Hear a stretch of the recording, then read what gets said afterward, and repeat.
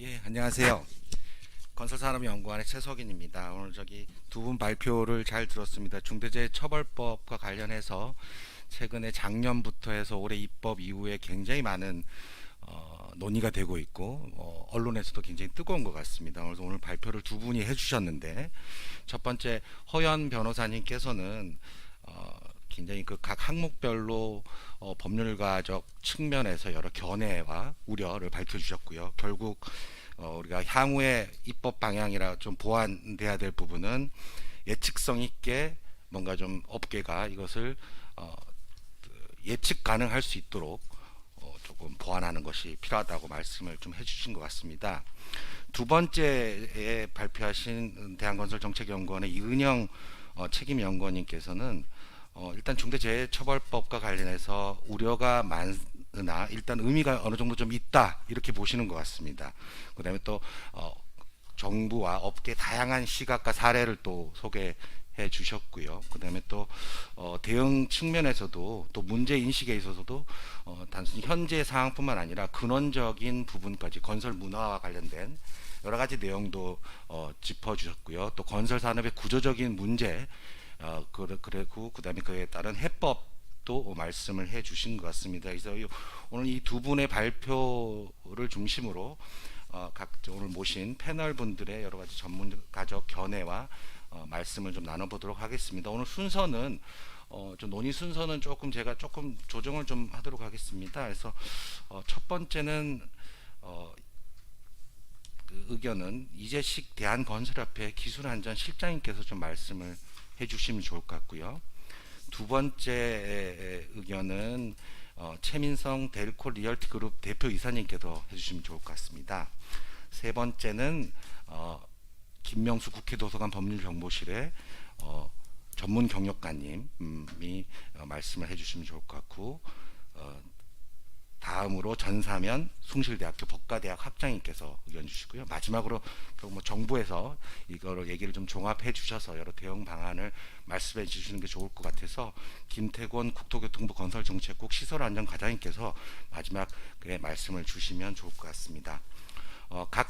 지금 시간이 조금 지체된 것 같습니다. 그래서 기본적으로 각 패널 분들께서는 한 5분 정도의 분량으로 요지를 설명을 해 주시고 좀 시간이 혹시나 좀 남으면 또 다음 또 한번 기회를 드리도록 하겠습니다. 먼저 이재식 실장님 말씀 좀 부탁드립니다. 네, 반갑습니다. 뭐 자리 마련해 주셔서 우리 사장님하고 송석천 의원님께 깊은 감사를 드립니다. 법 통과되고 나서 건설업계 참 어디 가서 하소연할 데도 없고 그런 와중에서 이런 이제 자리를 마련해 주는 것이 정말 참 좋은 기회인 것 같습니다. 일단 저는 이제 직접 업계들하고 부딪히면서 그 업계들이 지금 느끼고 있는 그러한 상황 이런 것들을 조금 좀 전해드리고 좀 아까 보안 입법이라든지 이런 쪽에서 필요하다라는 그런 공통된 이제 의견들이 있었는데 그럼 구체적으로 좀 어떻게 개정이 돼야 되는지 보안 그다음 건호부에서 TF를 이제 구성을 해서 중대산업재해에 대한 시행령 작업을 하고 있는데 그 시행령 작업은 어떤 방향으로 좀 제정이 돼야 되는지 이런 부분에 대해서 좀 말씀을 드리도록 하겠습니다. 좀 스피드하게 좀 말씀을 좀 드리도록 하겠습니다. 일단은 중대재해기업처벌법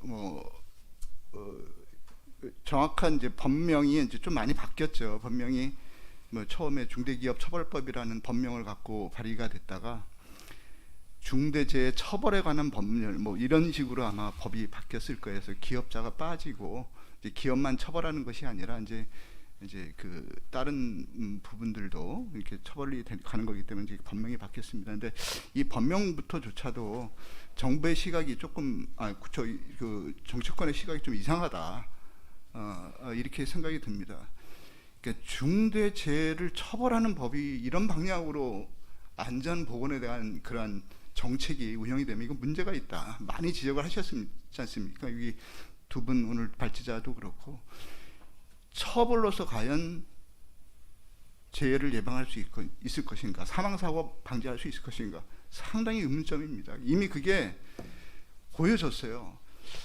금년 이제 뭐 작년 이제 1월 달에 이제 뭐 여러 사고 때문에 그 산안법이 전면적으로 개편됐지 않습니까? 개정이 됐지 않습니까? 그러니까 사망 사고가 나면은 1년 이하 징역이었 것을 7배 형량을 늘려서 7년 이하 징역으로 이렇게 강화를 했고, 근데 이게 시행된 지 이제 1년 좀 넘었어요. 1년 좀 넘었는데, 근데 통계를 보시면 작년에 사망자가 조금 늘었거든요. 그러면은 역설적으로 뭐 2000 물류 사건 뭐 이런 것 때문에 뭐 산업법을 전면적으로 개정해서 형량을 7배나 강화해 가지고 법을 개정해서 시행을 했지만 이게 사망자 수하고 형량하고 반비례가 되지가 않더라. 외려 뭐 큰 연관관계가 없는 것처럼 이렇게 작년에 사망자 수가 조금 늘었습니다. 이게 뭘 의미하느냐? 제재 위주의 제도가 결코 재해 감소에 도움을 주지 않는다라는 것을 보여주는 그런 반증이라고 할 수 있겠죠. 그래서 제가 이제 일단 법은 통과됐습니다. 법은 통과돼서 내년 이제 1월 27일부터 시행인데, 물론 이제 뭐 16조는 뭐 지금 현재도 시행되고 있다고는 합니다만 뭐 별 의미가 없는 것 같고요. 그러면 이 중대재해 이 처벌법이 어떤 내용으로 보완이 돼야 되는지를 먼저 말씀을 좀 드리도록 하겠습니다. 아까 발제자분 쪽에서도 이제 언급이 있었어요. 중대재해 정의를 이제 몇 가지 이렇게 내렸죠. 그 중에 이제 사망자 수 기준이에요.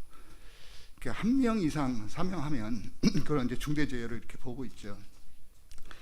근데 이제 우리 건설산업 같은 경우에는 이게 우리가 다 알고 있는 사실 아닙니까? 야외에서 장기간에 그다음 공정 단계마다 현장의 그것들이 다 달라지잖아요. 예, 그렇기 때문에 다른 산업에 비해서 굉장히 리스크가 굉장히 큰 산업이다. 죄송합니다. 그 아파트 현장 같은 경우에는 일시에 어떤 경우에는 뭐 500에서 1000명이 투여가 됩니다. 근데 이러한 현장들이 한 회사에 한 현장만 있는 것이 아니죠. 대기업 같은 경우 저희가 통계를 뽑아 보니까 국내에만 한 260 몇 개의 현장이 있습니다. 좀 큰 기업 같은 경우에는. 근데 아파트 현장, 물론 그 260개가 다 아파트 현장은 아닙니다만은 아파트 현장 경우에 따라서는 뭐 동시에 뭐 500에서 1000명 같은 이렇게 막 투여가 되는 현장에서 사망자 수 1인 기준은 그걸 중대재해 범위로 이렇게 포함시키는 것은 너무 가혹하다라는 생각이죠. 소위 뭐 정상사고라는 게 있지 않습니까? 아무리 완벽에 가까운 그 시스템을 갖고 있다 하더라도 정말 예측 불가능한 상황에서 발생되는 것이 사고이지 않습니까? 그래서 아까 그 발제자분께서 언급을 하셨다시피 분명히 중대재해 정의에 있어서 사망자 기준은 개정이 돼야 된다. 지금 이제 발제자는 2명으로 말씀하셨는데 저희는 건설 산업의 이러한 특징이나 이런 것을 감안할 때 1년 이내에 동시에 3명 이상 사망한 것을 중대재해 범위에 포함시켜야 되지 않겠느냐. 예, 이것을 저희 보안입법 사항의 첫 번째 사항으로 좀 제시를 하고 싶고요. 두 번째는 또 발제자분들이 다 지그재그를 하셨습니다. 형량입니다. 일단 정서적으로 이게 감당이 안 됩니다. 그러니까 뭐 저는 법률 전문가는 아닙니다만은 촉탁살인 제도 형법에 보니까 촉탁살인 뭐 1년 이상 10년 이하의 징역으로 돼 있어요. 1년 이상은 똑같죠. 근데 캡이 있어요. 또 10년 이하라는 또 캡도 있고. 근데 여러 법물 전문가님들 얘기를 들어보니까 어떻게 한형의 이러한 징역형을 이런 방화범이나 뭐 촉탁살인범 같은 이런 쪽과 유사한 이런 한형의 형량으로 구성을 했냐? 이건 정말 문제가 있다라는 것을 말씀을 드리고 있습니다. 아까 자료에서 이렇게 보니까 똑같이 산안법에도 1년 한 명 죽으면은 뭐 7년 이하 징역 아닙니까? 근데 똑같이 한 명이 죽었어요. 똑같이 한 명이 죽었는데 하나는 7년 이하고 하나는 1년 이상이에요. 이거는 우리가 정서적으로 도저히 받아들일 수 없는 형량이다. 업계가. 그래서 이 형량은 반드시 산안법과 동일한 수준, 왜 똑같이 중대재해 범위가 지금 그렇게 돼 있지 않습니까? 그리고 그렇기 때문에 상한형 형량으로 이렇게 개정이 돼야 된다라는 것을 보안입법의 두 번째 사항으로 말씀을 드리고, 세 번째는 또 이분도 발제자 분께서 언급을 하셨던 부분입니다. 근로자 부분입니다. 근로자 부분. 이게 우리가 현장에서 보면 안전의 축은 기업에만 있지 않습니다. 기업과 근로자가 안전에 관한 양대 축입니다.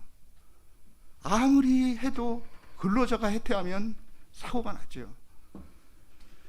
그래서 근데 지금 우리는 근로자에는 이제 뭐 사회적 약자다라는 그런 개념이 있어서 뭐 기업 근로자에 대한 책임 강화보다는 기업을 처벌하는 쪽으로 가는 것은 굉장히 좀 안타까운 그런 현실이라고 좀 보여지고 있죠. 뭐 심지어 이제 노조가 현장 점거하고 뭐 자기 노조원 채용하도록 뭐 농성하고, 그래서 그대로 방치를 하고 현장에서 근로자를 도저히 그 현장 안에서 근로자를 안전관리에 대한 통제 범위 안에 들어올 수, 완벽하게 포섭할 수 없는 그런 경우들이 굉장히 허다합니다. 그렇기 때문에 근로자에 대한 안전관리에 대한 책임은 명확하게 법에 반영이 돼야 된다. 국토안전관리원 통계를 보면요, 우리 그 건설 현장에서 이제 사망 사고가 제일 많은데 그 사망 사고의 유형을 보면 이제 낙상, 즉 떨어져서 죽는 경우가 한 50% 60% 정도가 돼요. 근데 그 떨어져서 죽는 그것이 사망 사고의 가장 그 사망 유형 중에 하나인데, 그 중에 70.4%가 근로자 부주의로 사망한 걸로 국토안전관리원에서 그렇게 말합니다. 70.4%가 관리상의 소홀 이런 것이 아니라 근로자가 부주의해서 발생한 사고로 이렇게 유형이 됩니다. 그래서 분명히 근로자들한테 경각심을 채우고 사망 사고로 이어지지 않도록 근로자에 대한 책임 강화가 좀 필요하다라는 것을 말씀을 드리고, 또 한 가지는 빨리 마무리 좀 네, 정부 입법상입니다. 정부 입법상 중에서 이제 그 중소업체들은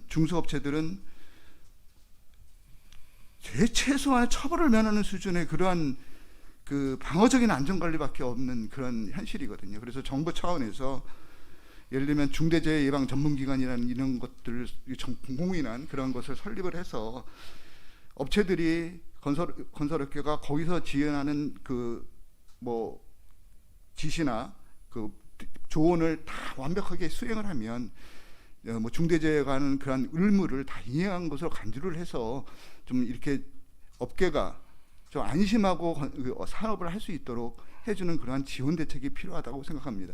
네, 이상입니다. 예, 감사합니다. 뭐 다양한 향후의 입법 그 보완 방향에 대해서 말씀해 주고, 특히 근로자와 관련한 여러 가지 관리나 책임과 관련한 부분이 또 좀 강조되는다 이렇게 말씀을 해 주셨습니다. 다음은 최인성 델코 리얼티 그룹 대표이사님 부탁드립니다. 예, 제한 시간 5분이니까 5분 이내로 말씀을 드려보도록 하겠습니다. 저는 해외 사례 위주로 좀 말씀을 드려볼까 합니다. 영국이 2007년도에 기업과실치사법이라는 것을 이제 제정을 했죠. 세계 최초라고 보고 있는데, 호주도 8개 중에 4개 주가 형법이라든가 산업안전보건법을 이제 강화시키는 쪽에 이제 법을 2004년, 2019년에 다루고 있습니다. 캐나다는 그 형법상 그 이 의무 주체로의 단체를 포함하고 있어가지고 업무상 과실치사에 대해서는 법인을 처벌할 수가 있죠. 캐나다는 OECD 국가 중에서 사고가 제일 높다고 하네요, 사망률이.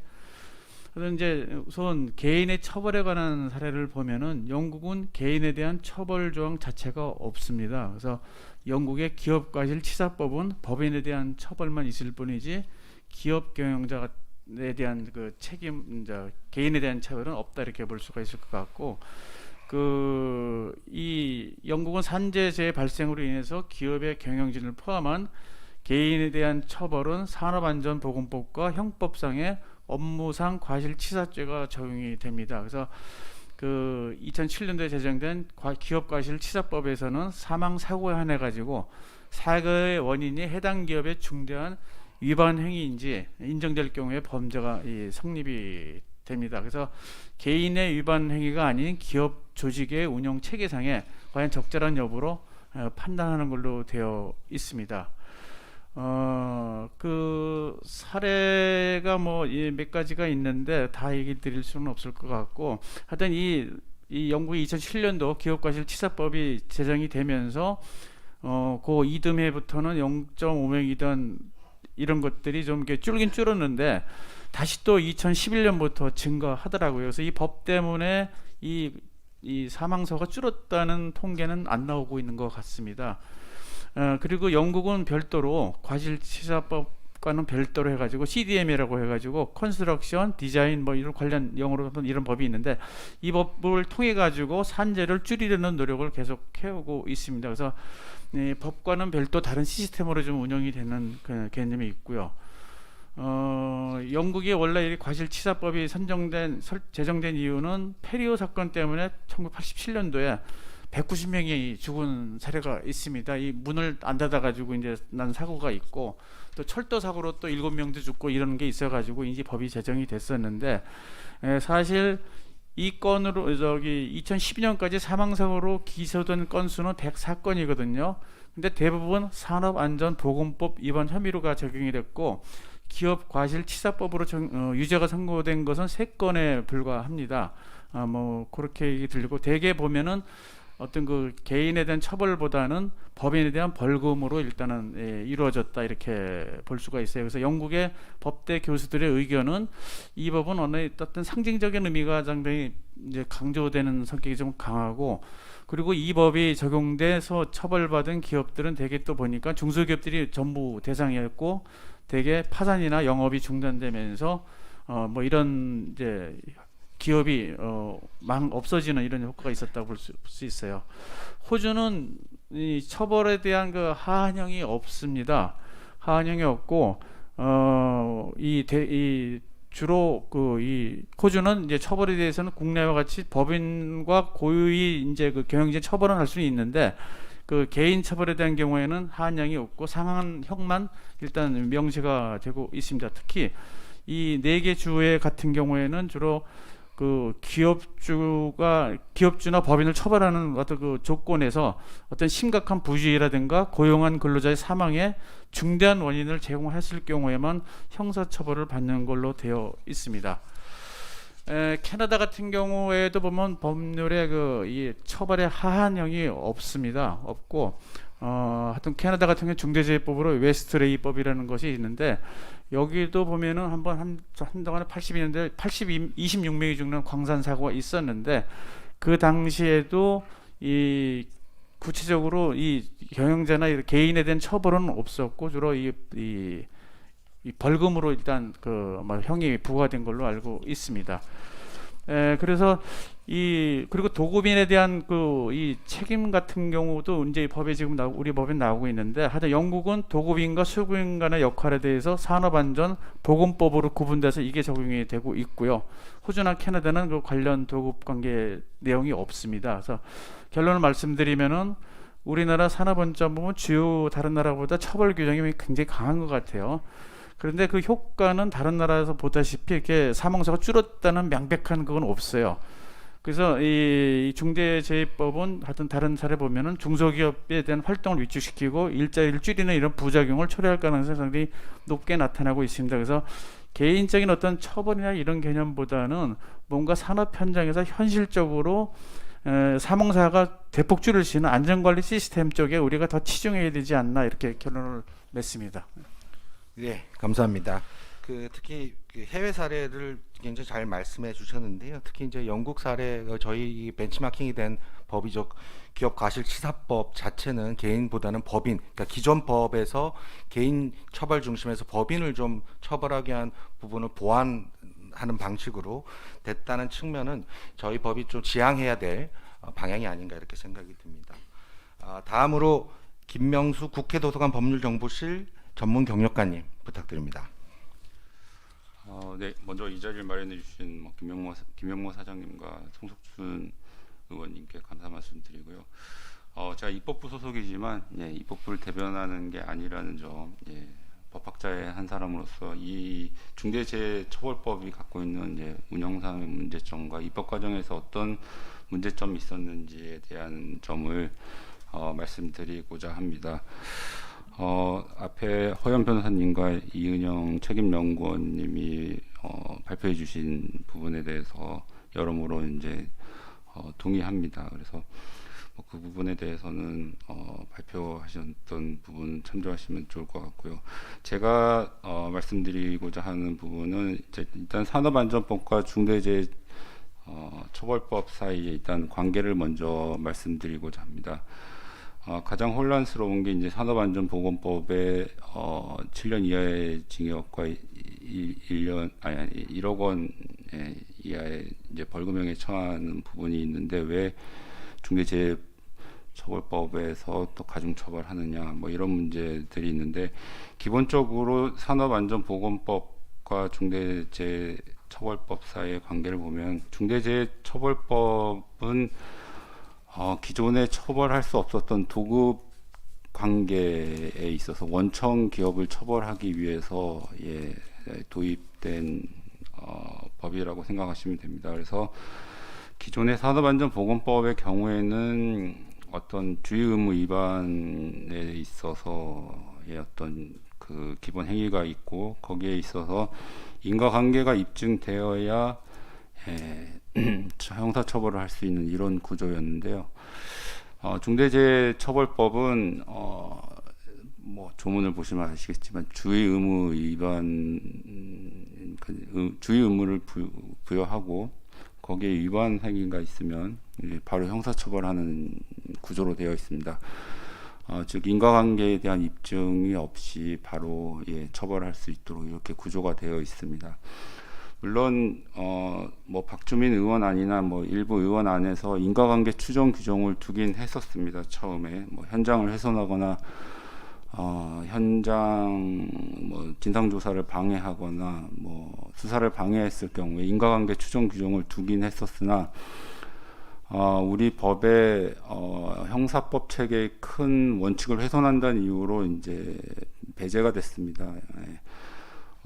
형사법에서 입증 책임은 이제 검사가 지는데 왜 인과관계 추정 규정을 두느냐, 라는 이유로 관련 규정이 배제가 됐고, 그래서 인과관계와 관련된 입증이 없이, 즉 어떤 결과에 대한 예견 가능성이 없더라도 결과가 발생한 것으로 인정하고 가중처벌한 것으로 해서 굉장히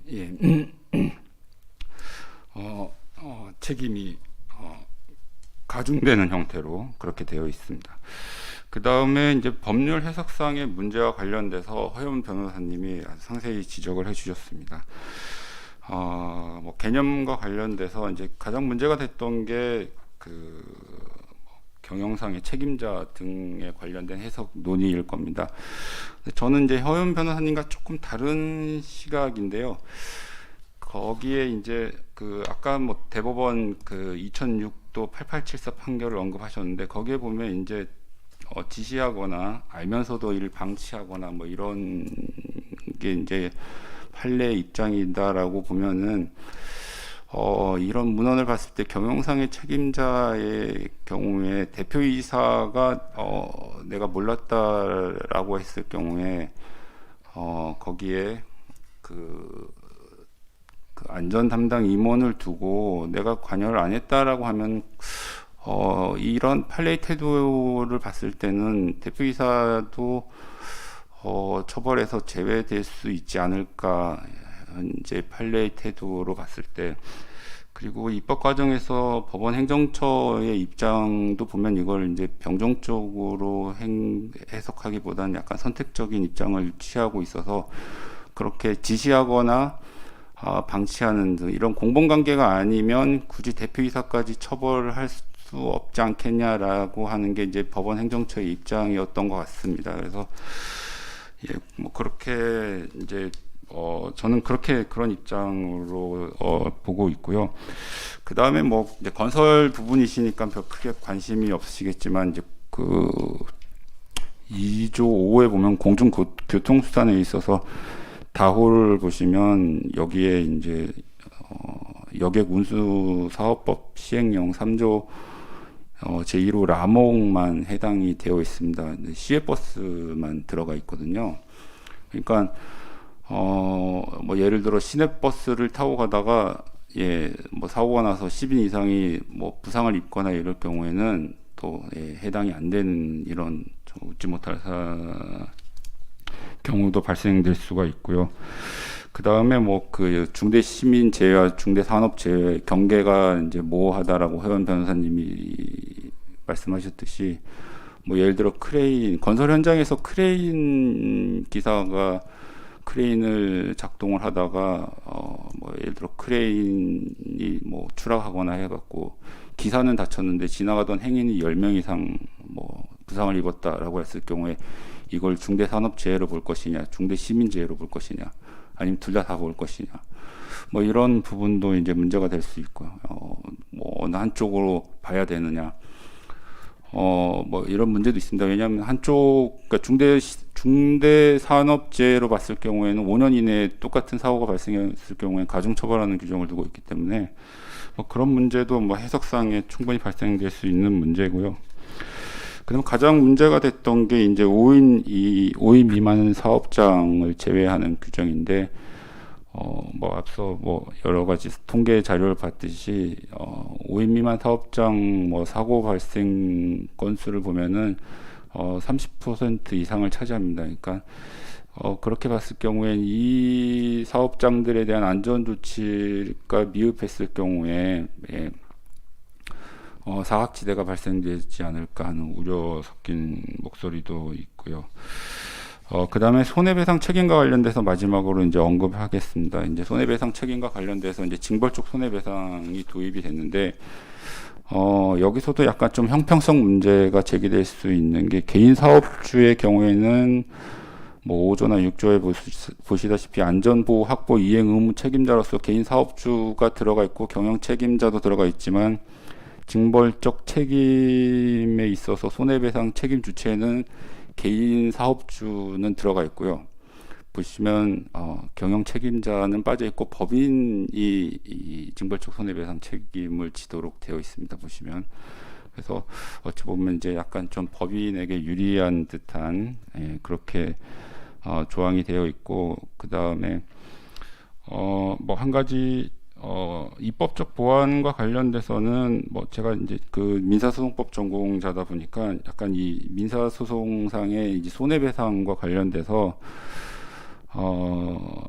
그 요새 이제 뭐 환경소송이나 의료소송 같은 경우 뭐 가습기 살균제 건도 그랬겠지만 뭐 증거의 구조적 편제라는 표현을 많이 씁니다. 그러니까 증거가 한쪽으로 치우쳐져 있기 때문에 일반 피해자들의 입장에서는 그 증거를 수집하고 증거를 수집하고 이제 증명하기가 굉장히 어렵다는 거죠. 그래서 이제 증명 책임을 전환하거나 이제 좀 더 완화하려는 그런 이제 논리들이 있는데, 여기도 이제 손해배상 책임을 이제 기업들한테 물리는 이런 조항이 있으니까 아무래도 피해자들 입장에서는 좀 이런 피해자들의 그 증거 수집과 증거 책임 증거를 좀 더 완화하는 그런 조항이 좀 더 추가되었으면 하는 바람이 있고요. 그다음에 뭐 책임에 비해서 너무 과중한 처벌로 인해서 실질적으로 기업 경영의 위축과 뭐 이런 것들에 대해서는 전적으로 이제 동감하는 바입니다. 그래서 좀 인식 전환이 필요하다는 점에 대해서는 앞에 발표했던 이제 두 분의 발제자의 그 취지와 이제 동의하다는 말씀을 끝으로 토론을 마치도록 하겠습니다. 예, 감사합니다. 부문별로 발제자하고 조금 다른 법률적 견해나 또 보완 방향을 좀 말씀을 해주신 것 같습니다. 다음으로 전사면 숭실대학교 법과대학 학장님 부탁드리겠습니다. 예, 전사면입니다. 이 중대재해처벌법이라고 하는 것이 지금 앞에 다들 말씀하셨는데 그 문제가 지금 너무 큰 것 같습니다. 그래서 입법은 됐는데 내년 1월부터 이제 시행이 되죠. 근데 제가 볼 때는 너무 입법이 지금 시행을 앞두고 부작용이 너무 커서 법을 시행하기에는 너무 촉박하다라는 생각이 듭니다. 그래서 저는 부칙을 개정해서 조만간 개정을 해서 이 법의 적용을 좀 유예하는 게 어떤가라는 제안을 합니다. 왜냐하면 97년도에 우리나라가 이 노조 전임 임금 지급 금지 조항하고요. 그다음에 복수 노조 허용 부분들을 97년도에 입법을 했거든요. 근데 그것이 계속 부칙을 통해서 유예가 됐습니다. 그래서 2010년에 비로소 이제 적용이 됐죠. 그래서 이 법은 지금 입법론적으로 볼 때는 매우 불완전하다. 특히 이제 물론 고 김용균 태안화력발전소에서 하청업체 분이 사망을 하셔서 그것이 이제 논란이 됐고 최근에 그 모친께서 계속해서 입법 단식 농성하면서 이 법이 결국은 근로자 보호를 해야 된다라고 하는 어떤 시대적 요구죠. 여기에 부응해서 입법이 됐는데 너무 입법론적으로 너무나 지금 결함이 많다. 특히 제 생각에는 우리가 대원칙에서 볼 때 매우 좀 부족한 부분이 많이 있습니다. 왜냐하면 우리가 이제 민사법에서는 원래 고의 과실을 책임을 지죠. 그런데 이제 우리가 독일법 같은 경우에는 우리나라도 그렇지만 이 과실이 없어 책임지는 경우가 있어요. 그게 뭐냐면 애견처럼 이렇게 동물 보유자가 이 애완동물이 사람을 물었을 경우에 무과실 책임입니다. 그래서 그런 우리가 이제 위험 책임의 법리라고 하는데 제가 독일에서 학위 받을 때 30년 전입니다. 논문 주제가 항공법상의 이 위험 책임에 대해서 타당성 검토가 제 논문 주제였습니다. 그런데 지금 이번에 지금 이 중대재해처벌법은 어떤 거냐면 아까 허연 변호사 말씀하셨지만 형사법은 원래 고의만 처벌해야 돼요. 그래서 법 규정이 업무치사, 과실범 같은 경우에만 예를 들어 처벌하죠. 근데 지금 이것이 중대재해처벌법에서는 특별하게 특정된 업무 사항이 아니고 이제는 전반적인 모든 업무에 대해서 모든 산업에 대해서 다 이제 과실범을 처벌하는 이런 상황이 됐습니다. 이것은 기본적으로 우리가 제가 논문 쓸 때 이미 30년 전에 독일에서 위험 책임에 가서 민법에 나와 있는 그 동물 보호자 책임, 무과실 책임 규정 가지고 논문이 제가 봤을 때 민법 분야에서 30편은 나왔어요. 박사학위 논문만. 저는 항공법 분야 쪽인데 제 논문은 물론 이제 처음이었지만 확실한 것은 무과실 책임에 관해서는 민사상으로 과실을 책임지는 것에 대해서는 그렇게 많은 법리 검토가 필요합니다. 그런데 우리는 졸속으로 지금 이 원칙을 완전히 깨는 거죠. 그래서 법리상으로 충분한 논의 없이 이뤘다면서 매우 위험스럽고 또 하나는 이제 우리가 이제 현재 지금 당장 저희 학교 같은 경우에는 원래는 산안법상으로는 안전보건조치 의무가 없었어요. 그런데 이제 이 법으로 인해서 저희들이 안전보건조치를 취해야 되겠죠. 물론 이 중대재해법은 문제가 뭐냐면 산안법에서는 법 적용의 대상 범위를 대통령령으로 위임을 했죠. 그래서 많은 업종에 속해 있는 사업자들이 그 산안법에 안전보건조치 의무를 시행하지 않아도 처벌 안 받았어요. 근데 문제는 뭐냐면 이 중대재해처벌법은 그렇게 산업법상에 적용 대외 기업들도 결국 이제 안전조치를 취해야 되고 사고 나게 되면 책임져야 된다는 거죠. 이거는 뭐냐면 앞으로 1년밖에 우리 학교 같은 경우에도 지금 제가 할 때 총장님이 자기가 우리 만약에 눈 오는 날 시민이 미끄러져 가서 다쳤다 아니면 죽었다 사망했다 그러면 깜빵 가셔야 되는데 그거 몰라요 전혀. 우리 학교에 그런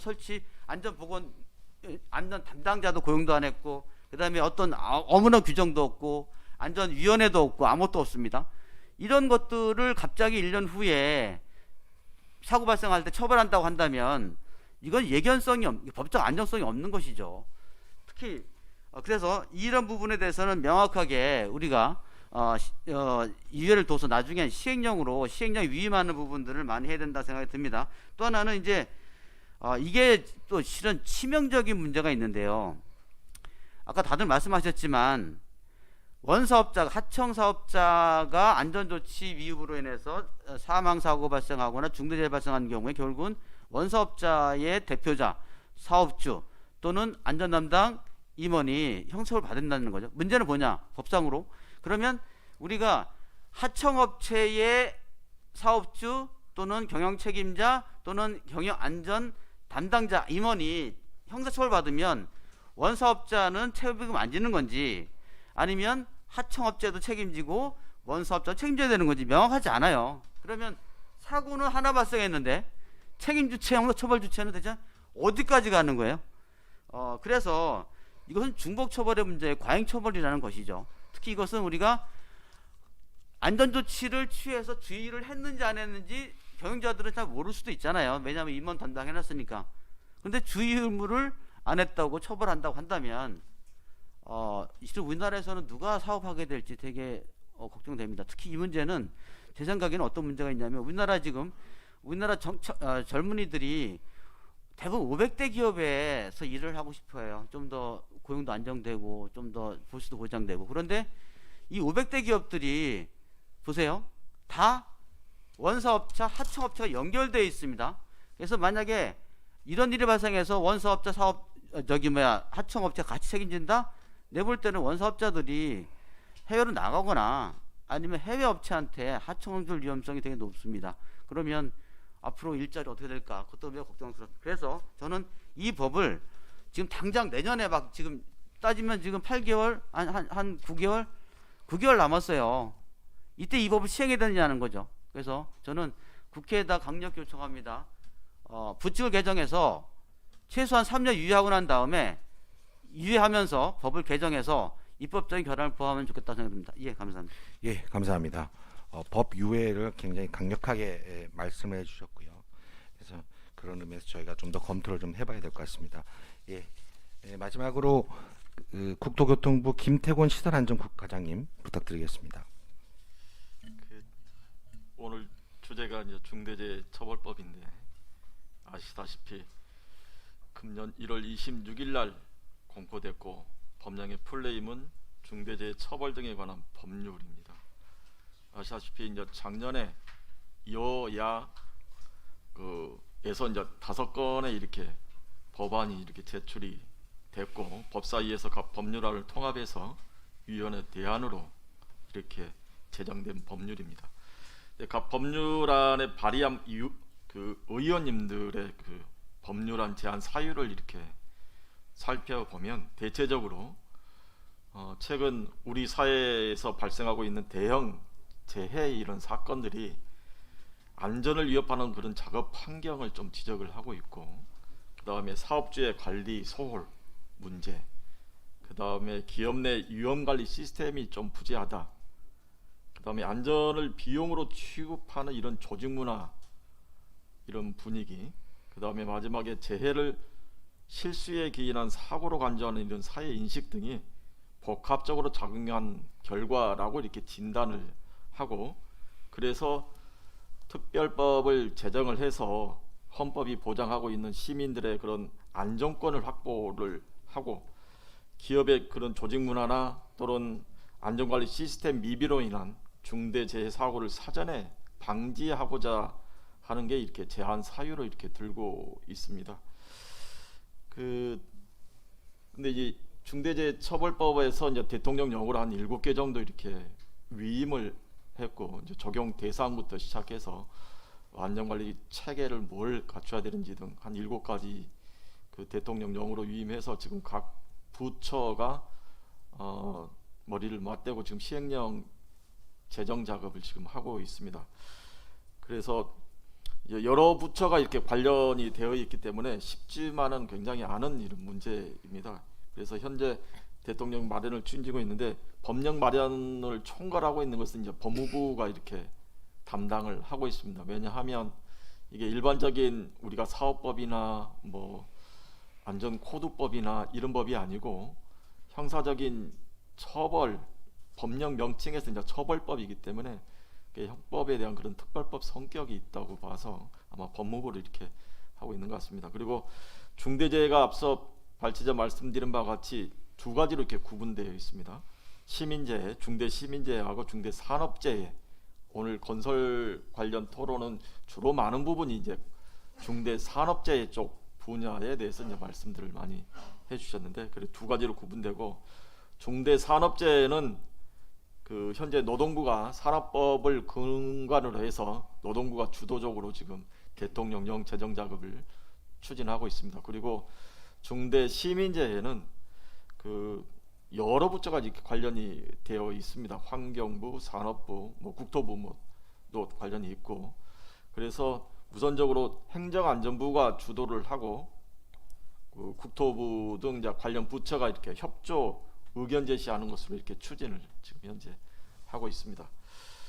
근데 중대처벌법이 앞서 말씀드린 바와 같이 일반적인 그런 공법이라든가 이런 것들이 아니고 처벌 유죄 이제 형사법의 특별법 성격이 강하기 때문에 대통령령 정할 때 오늘 여러 가지 이제 보안 입법 법률을 다시 개정해야 된다는 의견들이 주로 나왔습니다만은 지금 정부에서는 이제 대통령령 작업을 하고 있기 때문에 대통령령 작업할 때에 위임입법, 그러니까 법률에서 대통령령으로 정할 수 있도록 하는 그 범위를 넘어갈 수가 없습니다. 그러니까 법률에서 대통령령으로 정할 수 있는 그런 위임입법 한계를 준수할 수밖에 없는 상이고, 이게 굉장히 중요하다고 생각합니다. 왜냐하면 다른 법률도 똑같습니다만은 이게 처벌법이기 때문에 그 대통령령에서 법률을 위임한 그 한계를 벗어나서 규정하기는 굉장히 어려운 그런 한계 상황이 있다는 걸 다시 한번 말씀을 드리고요.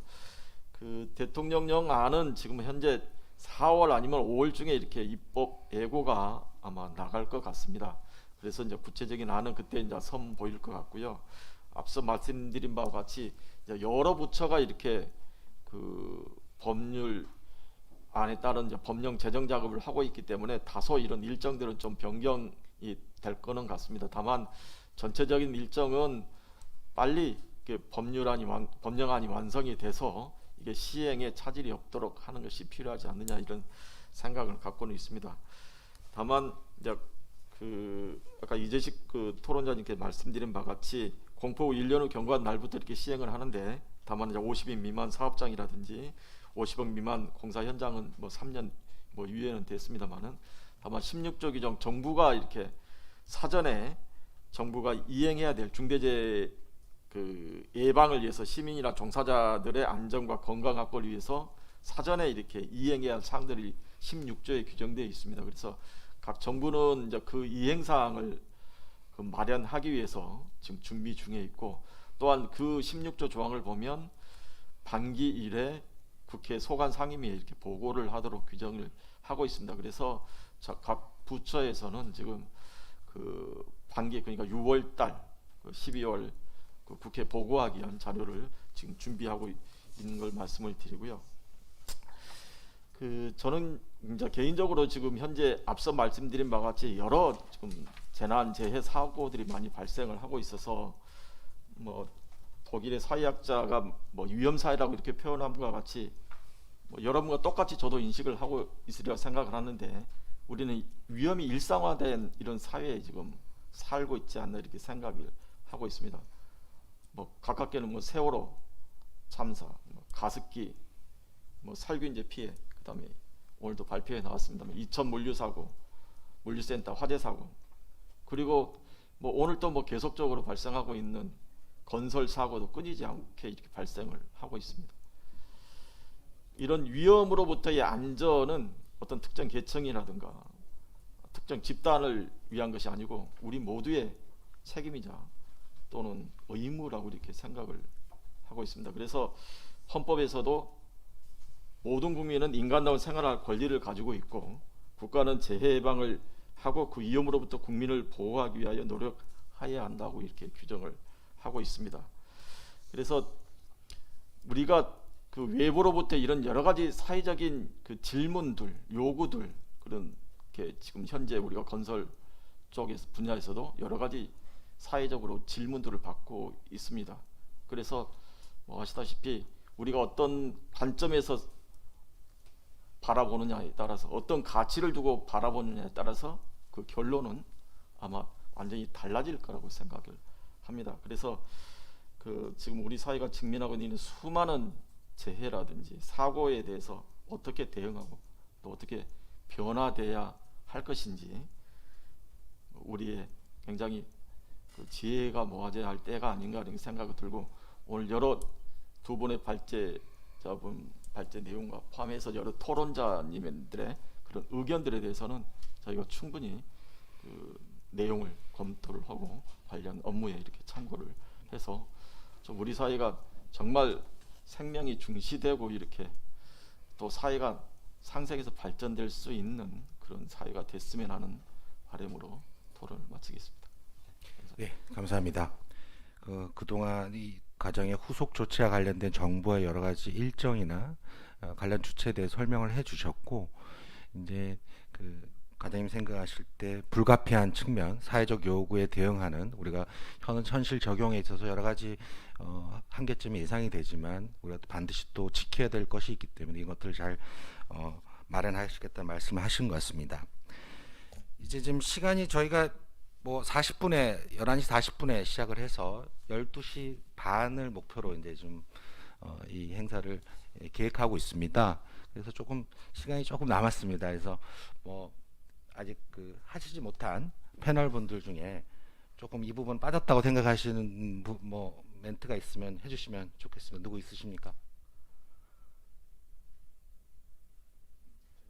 네네네. 아까 뭐 시행령 부분에 대해서 말씀을 못 드린 것 같아서, 이제 시행령 아까 이제 과장님 말씀하셨던 법에서 위임한 이제 4조 5조에 대한 특히 4조에서 1호 4호에 대한 경영 책임자 등의 의무를 시행령에 구체적으로 담아야 되는데, 그것이 현재 지금 모든 업계, 특히 우리 건설업계의 초미의 관심사입니다. 그게 어떻게 규정이 되느냐. 그래서 우리 ILO 그 협약 보면은 실행 가능한 범위 내에서라는 그러한 문구가 있어요. 안전협약에 대해서. 그래서 그것이 현재 우리나라도 그 조약을 국회에서 비준을 하고 공포를 했기 때문에 그게 국내법과 동일한 효력이 있다고 보여지거든요. 그래서 분명히 시행령 안에 그 4조의 구체적인 경영 책임자 등의 의무를 담을 때, 사호에 관련 1호 4호에 대한 담을 때, 특히 4호 거기에는 반드시 좀 합리적으로 실행 가능한 범위 내에서라는 문구가 반드시 포함이 돼야 된다. 라는 것을 좀 말씀을 하나 좀 더 드리고 싶고요. 그리고 정부에서 직접 매뉴얼을 작성해서 배포를 해줘야 됩니다. 경영 책임자가 뭘 해야 되는지, 소위 말해서 일부 큰 대기업 외에 나머지 업체들은, 대기업도 마찬가지입니다. 뭘 해야 되는지, 뭘 수범해야 되는지 시행령이 나오다 하더라도 그 시행령이 모든 수범 사항을 다 규정할 수 없는 거기 때문에, 그래서 우리가 지난번 김영란법 통과됐을 때 정부가 구체적으로 지침문들을 마련해 줬지 않습니까? 그래서 정부가 직접 무엇을 지켜야 만들고 구축하고 해야 되는지 반드시 정부가 직접 매뉴얼을 작성해서 업계한테 홍보하고 교육하고 안내해 줘야 된다라는 것을 부연을 해드리고 싶습니다. 이상입니다. 예, 감사합니다. 이 뭐 지금 질문을 받는 것은 좀 지금 혹시 플로어에 질문 있으시면 질문도 받도록 하겠습니다. 네네. 잠깐만요. 답은 우리 발제자 분 두 분이서 들어보시고 가능한 부분을 좀 해주시면 좋을 것 같아요. 네.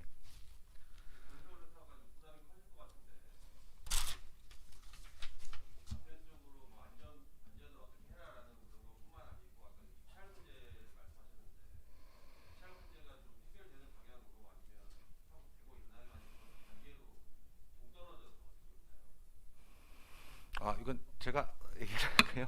예.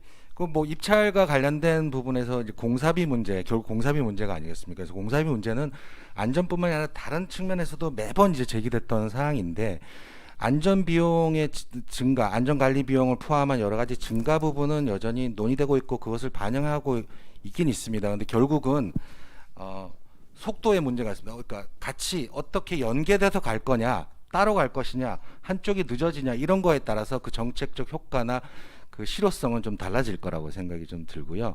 그래서 뭐 낙찰률과 관련된 부분은 사실은 정부가 계속 어떤 적정공사비를 지급하려고 하고 있지만 사실상 또 업계가 그 체감하는 부분은 좀 다른 부분이 있는 것 같습니다. 예. 어떤 회사는 안전 비용을 포함하고 어떤 회사는 안전 비용을 포함하지 않고 아니면 계산을 다르게 한다든지 이렇게 되면 공정한 입찰이 안 되는 거잖아요. 이제 그 부분에 대해서는 예, 시기에 문제가 있긴 있지만 뭐 논의하고 있다 이렇게 생각하고 안전 있나요? 비용은 다 집행을 해야 되고요. 예, 예. 집행을 해도 어느 비용은 그 비용을 쓰지 않고 이런 경우보다는 안전 비용의 적절성입니다. 안전 비용이 적절성이고 안전 비용을 실제적으로 어떻게 제대로 집행하느냐, 또 앞으로 더 필요한 안전 관리 요소에 또 그것이 집행할 수 있도록 만드는 구조가 중요한 것이지 비용을 어떤 회사는 쓰고 안 쓰고의 문제는 지금은 아닌 것 같습니다. 아, 그건 따로 책정이 되어 있지만 그게 적정하냐 적정하지 않느냐 그렇죠. 이런 문제 그런 부분이죠. 말씀이신 거죠. 예. 그리고 이제 소규모 업체나 아니면 작은 공사에 대해서 3년간 유예하는 것에 대해서 실제 하청업체들이 부담해야 될 부분들도 있잖아요. 이 법에 따라서 그렇기 때문에 그것의 부담을 준비할 시간을 주기 위해서 이제 미뤄줬다라고 하는 게 한쪽의 입장이고 어떤 이제 다른 쪽 입장은 그런 업체들까지 같이 포함을 해줘야지 더 건설 회사든 아니면 건설 노동자든 더 좋을 거 아니냐 이렇게 하고 참 대립하는 의견이 있는데 이것에 대해서는 어떻게 생각을 하시나요? 이거 제가 계속 답변을 해야 되는 아니, 아무나 질문인데요. 답변하셔도 됩니다. 네. 우리 뭐 박사님 답변 그렇습니까? 예. 과의 관계 문제인데요. 이게 5인 미만 사업장이 제외된다고 해서 5인 미만 사업장이 처벌이 안 되는 건 아닙니다. 중대재해처벌법에서 적용이 안 되는 문제고요. 5인 미만 사업장도 산업안전보건법상의 처벌을 받을 수 있고요.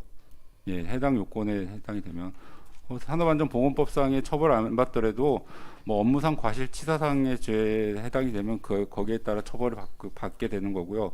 그 다음에 5인 미만 사업장에 의해서 그 하도급 업체가 중대재해처벌법에 적용 제외가 되더라도 원청업체는 중대재해처벌법에 의해서 처벌을 받게 되는 이런 구조가 되는 겁니다. 네, 처벌은 받을 수 있는데 예. 이제 이 법에 따라서 별도의 또 부담이 있을까봐 좀 미뤄준 거다 이렇게 생각을 하면 됩니까? 그런 거죠. 이제 준비 기간이 그러니까 50인 미만 사업장의 경우에는 일정 기간의 준비 기간이 필요하다는 전제하에서 유예 기간을 부칙의 유예 기간을 둔 겁니다. 예.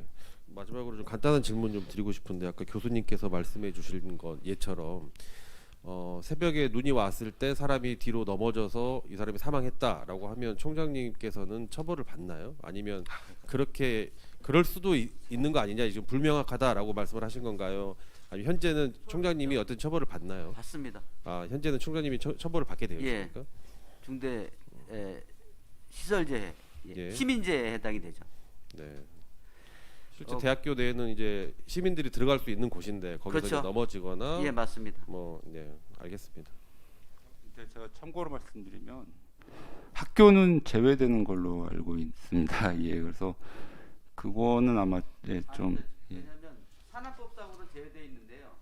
중대재해법은 처벌법은 문제가 뭐냐면 우리가 이제 산업법은 시행령에다가 예외 업종을 정할 수가 있는데 지금 산업법은 예외가 유일하게 5인 미만 사업장만입니다. 그리고 산업별로 예외되는 법률에 시행령에 위임하지 않았어요. 그래서 지금 아까 잠깐 좀 제가 잘못 들은지 잘 모르겠는데 시행령을 통해서 제외된 업종을 정할 수 있다라는 해석을 하신 것 같기도 한데 확실한 건 있습니다. 5인 미만 사업장만 제외됐습니다. 법률에 예외를 둘 수 있는 대통령령에 위임한 규정이 없어요. 오직 안전, 보건 조치에 관한 규정들을 대통령으로 정하도록 했기 때문에 제 생각에는 산업법에 나와 있는 안전 보건 조치에 대한 규정들이 그대로 그냥 거의 유사하게 갈 거 생각이 들고요. 지금 예외 문제는 지금 법률에 딱 5인 미만 사업장만 돼 있어서 이 부분에 대해서 제가 자꾸 유예를 얘기하는 것이 바로 이 부분입니다. 이 분야. 법에다가 예외를 둘 수 있는 위임을 해야 되고 그리고 나서 그 부분에 대해서 좀 더 예외가 있어야지. 지금 저희 학교 같은 경우에는 지금 법에도 저 아까 말씀대로 경영 책임자, 그러니까 책임 경영자에 준하는 뭐 안전 담당 임원 이렇게 되어 있거든요. 근데 문제는 우리 학교에는 그러면 지금 일반 회사 같은 경우에는 등기 임원이 되겠죠, 그죠? 등기 임원이 되면 되죠. 그래서 예를 들어 이사회 멤버 가운데서 대표이사, 그다음에 안전 담당에 대해서는 의사결정할 수 있는 예산권 확보하고 있는 안전 담당 이사가 등기되면 되겠죠. 근데 학교에는 등기라는 게 없어요.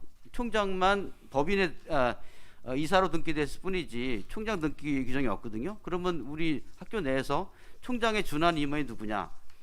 이것도 실은 규정이 없어요. 그래서 입법적으로 너무 결함이 많다는 거예요. 제 생각에는. 네, 감사합니다. 참고적으로 예. 오해 소지가 있을 것 같아서 잠깐 방금 말씀하신 학교 문제는 이게 중대 시민재 일종인 대상인 공중이용 시설에 지금 해당이 되느냐 안 되느냐 그걸 검토해야 되고요. 법 제2조 제4호 공중이용 시설의 용어 정의를 보면 소상공인 사업장 또는 교육시설 등의 안전 및 유지관리 법률에 따른 교육시설은 중대 시민재해 적용 대상이 되는 공중이용 시설 범위에서 일단 법률에서 일단은 제외되는 걸로 이렇게 나와 있습니다. 예. 용어 정의에서 제외돼 있어서 교육시설에 일단은 제외되는 걸로 이렇게 보고 있습니다. 참고적으로 지금 뭐 여기 경영 책임자 처벌 대상에는 뭐 중앙행정 장관님들, 그다음에 지자체장, 뭐 공공시설, 뭐 LH 사장이라든지 다 처벌 대상으로 지금 다 돼 있고, 특히나 이제 국토부 같은 경우에는 지방국토관리청에서 이제 사업을 실질적으로 도로를 공사를 발주하는 그런 사업장도 많고, 그래서 시민재해도 해당되고 또 중대 산업재해도 해당이 되고, 또 교통수단들을 직접 우리가 운영 관리하고 있지는 않지만 각 공사에서 뭐 교통수단들, 항공기, 뭐 철도 뭐 이런 것도 해당돼서 지금 뭐 건설업체뿐만 아니라 중앙부처의 그런 지자체장 공이 지금 중대재해처벌법 경책임자 처벌 대상이 지금 되고 있어서 지금 어느 뭐 특정 집단 어떤 특정 분야만 이렇게 해당되는 게 아니고 지금 전 산업 전 분야에 대해서 지금 처벌 대상이고 준비를 해야 되고 지금 이 분야에 대해서 지혜를 모아야 될 때라고 생각을 합니다.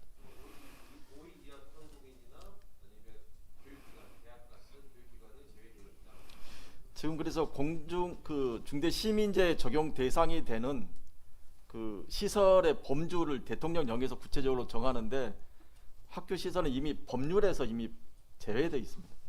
근데 이제 지금 뭐 말씀드린 같이 중대재해처벌법은 그런데 저희가 타법에서 이미 그런 여러 사고에 대한 제어 체계를 다 가지고 있습니다. 그래서 중대재해처벌법에 빠졌다고 해서 그것이 뭐 사각지가 되는 것은 아닙니다.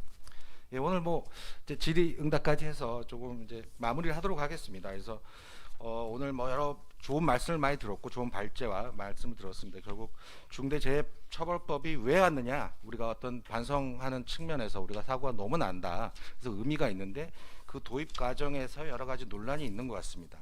그래서 대의적인 측면에서는 뭐 저희가 어떤 이의 제기하기를 힘들 것 같습니다. 하지만 그 실효성이라든지 특히 속도 측면에서 저희가 좀 검토할 대목이 있다고 생각이 듭니다. 금방 제가 말씀드린 바와 같이 저희가 중대재해처벌법이 없다고 해서 이거 여러 가지 사고에 대한 제어 수단이나 처벌이 안 되는 것이 아닙니다. 지금 건산법, 건축법, 건진법, 산안법 등 여러 가지 사건 사고에 대해서 처벌할 수 있는 법이 많고, 가장 센 부분은 무기징역까지 가능할 정도로 지금 현 법 체계에도 돼 있습니다.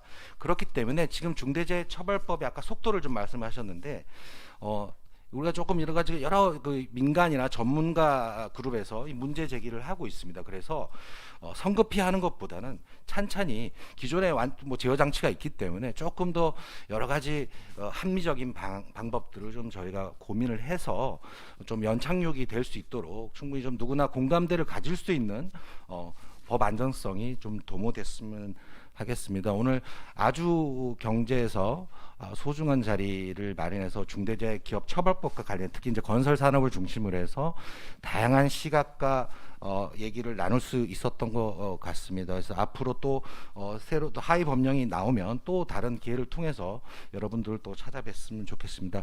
장시간 들어주셔서 감사합니다.